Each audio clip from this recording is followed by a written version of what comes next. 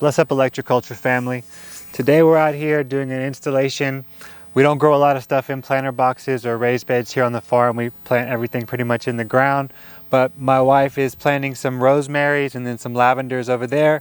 So we're just building some little cedar boxes, and I thought I'd take the opportunity because a lot of people I know have gardens with this type of infrastructure and have reached out over the last year or so asking about installations for these types of scenarios. So this is the scenario in which case your raised bed is running north to south, south to north, however you want to see it. And you would adjust as that directional change. So if south to north wasn't directly like this and it was a diagonal, your line would be at a diagonal. Or if you're going to build your bed or your box, then you can purpose build it for that direction. But a lot of people have these already pre-built. So I'm just going to give a little look at how to set this up.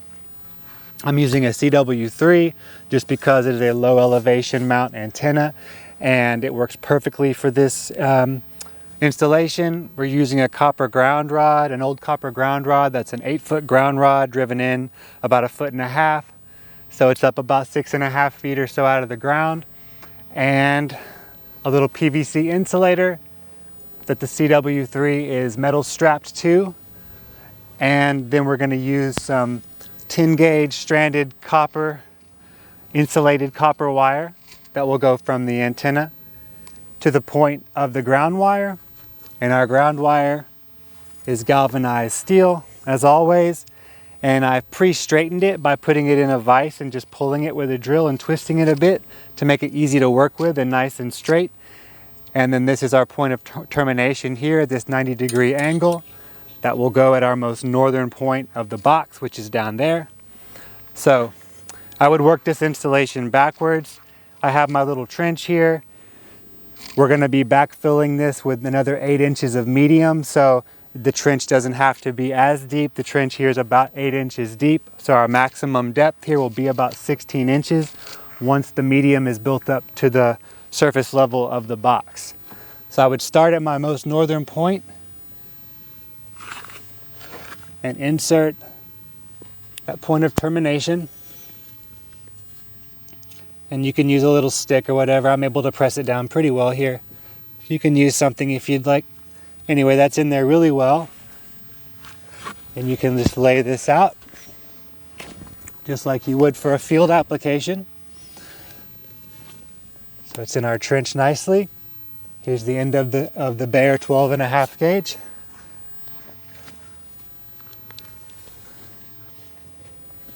I have drilled a hole here in the cedar with 11/64 drill bit. I believe that, yep, 11/64 for the insulated 10 gauge. Fits through pretty nicely.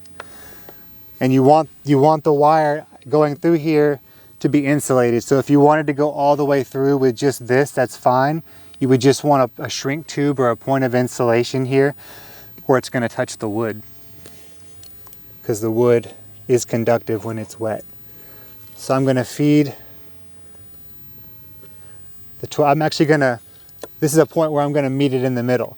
So I'm going to start at the top here, back up at the antenna, and we'll go ahead. Here's the coupler.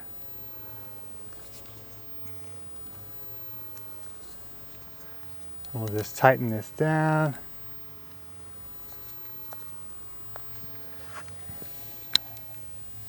And I'm using, when you buy a ground rod, they'll always have these little clamps for the wires, and they're actually kind of useful as little conductor channels here if you're using insulated wire. So it doesn't matter if it touches metal here. And I use this down to about here, and I'll tighten it down just by hand, and then maybe slightly more with the ratchet. And that just gives the wire a nice straight channel, keeps it in place, nothing's blowing around. And then I'll feed through the hole here, at which point we'll go ahead and slide a little piece of shrink tubing over it ahead of time.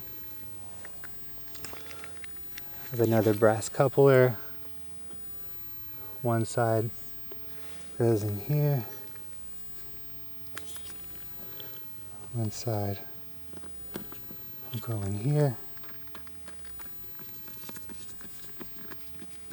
Make sure they're nice and tight. Then we can just slide that little piece of shrink tube over.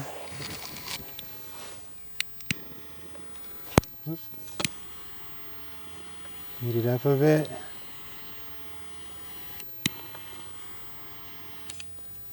It should do.